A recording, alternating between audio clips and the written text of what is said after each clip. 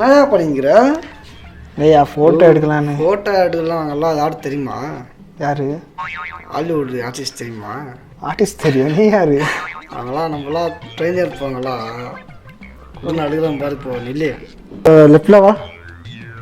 இல்லை ரைட்டில் வா. இது பேக்ரவுண்டே சரியில்லைப்பா. இந்த பக்கம் வா. ஓகே. இந்தியா அப்படியே இந்தியா அந்த போஸ் கொடு கையில் வச்சுன்னு.